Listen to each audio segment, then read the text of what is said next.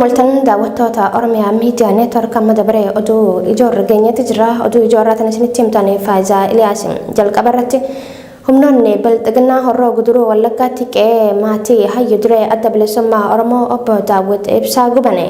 Qaamoleen nageenyaa kunneen bulchaa aanaatiin durfamuun mana haadha Obbo Daawud kan aadde Alamii gaarii gubuu isaanii iddoo awwaalchaa aadde Alamiis mancaasuuf dhaadachuu isaanii dubbatu miseensonni maatii OMN fi yaada isaanii laatanii haala hayyu dureen adda bilisummaa Oromoo Obbo Daawud ibsaa keessa jiranis homaa quba hin qabnu jedhan maatiin.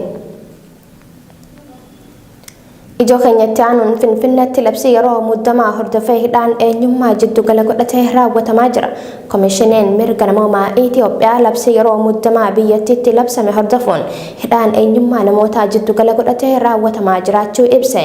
Magaalota Itoophiyaa garagaraatti labsii yeroo muddamaa labsame bu'uura godhachuun hidhaan raawwatamaa jiruu fi haalli qabiinsa hidhamtoota kanneen na yaachisee jira jedha komishiniin kun. Humni waloo ittisaa Tigraay fi waraana bilisummaa Oromoo waraana bilxiginnaa godina Kamisee keessaa qulqulleessaa akka jiran himane. Waraanni bilxiginnaa tibba kana haleellaa qindaa'aa humnoota Tigraay fi waraana bilisummaa Oromoo Obbootiin rukutamee baqataa jiru magaalota godina Kamisee keessaa qulqulleeffamaa akka jiru maddeen keenya waraanaa fi jiraattota naannichaa irraa beekuun danda'amee jira. Ajajoonni waraana bilxiginnaa loltoota faffaca'ee baqataa jiru dirqamaan walitti qabuudhaan naannoo magaalota akka Maajatee, Kaarra Qoree fi Haxaayetti bobbaasuuf yaalanis waraanni bilisummaa Oromoo fi TPLF jiraattota godinichaa wajjin ta'uun humnoota bilxiginnaa harca'aa jiru kana qulqulleessaa jiraachuu jiraattonni Oromiyaa Miidiyaa Neetworkitti himanii jiru. Haalli nageenyaa Itoophiyaa keessaa ammallee yaachisaa waan ta'eef lammiileen Yuunaayitid Isteet Itoophiyaa akka gadi dhiisanii bahan US irra deddeebiin lammiilee isii akeekkachiiste. Lammiileen isii xayyaarota daldalaa dabalatee carraa argatan hundaan akka Itoophiyaa gadi dhiisan kan hubachiifte Yuunaayitid Isteet torbaan dabree akeekkachiisa wal fakkaataa kennuun isii kan yaadatamudha. Yuunaayitid Isteetii fi Saawud Arabiyaa dabalatee biyyoonni lammiileen isaanii saffisaan Itoophiyaa gadi dhiisanii akka bahan yaamicha godhaati jiru.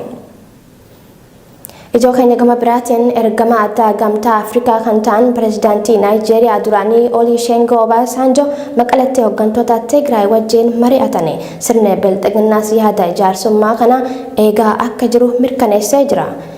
Marii isaanii fi humnoota Tigraay irratti yaada kan kennan dubbi himaan humnoota Tigraay Geetaachoo Raddaa marii bu'aa qabeessa gochuu isaanii himanii jiru. Ummata Itoophiyaatiif haa kadhannu jechuun Phaaphaasiin Roomaa Poop Firaansis yaamicha godhane. Waggaa tokkoof waraana sadarkaa olaanaan kan unkuteesse biyya Itoophiyaa keessatti hedduun ilmaan namaa balaa waraanaa kanaan miidhamuu fi gaagaamni namoomaa jajjabaan gahuu himanii jiru Phaaphaasichi ergaa karaa Tiwiitarii isaaniitiin dabarsaniin. Mariin obbolummaa karaa nagaa fi waliigalteetti ummata Itoophiyaa geessu akka godhamuun yaamicha godhaa jira Phaaphaasiin Roomaa kun. Biyya lixa Afrikaa Siraaliyoonitti dhoo'insa taankarii banziilaa kan jimaata dabre uumame lubbuun namoota 100 olii galaafatamuu hordofee biyyattiin guyyaa gaddaa biyyaalessaa labsite.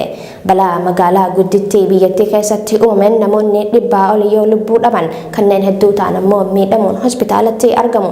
Balaan akkanaa deddeebi'ee akka hin uumamneef jabaannee hojjanna kan jiru pireezidaantiin biyyattii namoota miidhaman hunda bilisaan yaalchisuuf ammoo waadaa seeneeti jira. Tolega daawwattoota OMN oduun ijoon sa'aatii tanaaf qabanne san gammaatti daawwattanidha. Babal'inni oduu tanaa oduu teenyatan idilee keessatti istiidiyoo teenyatan hornirraa galgala kan isiniif dabru ta'a ammasittuu nagaan nuuf tura.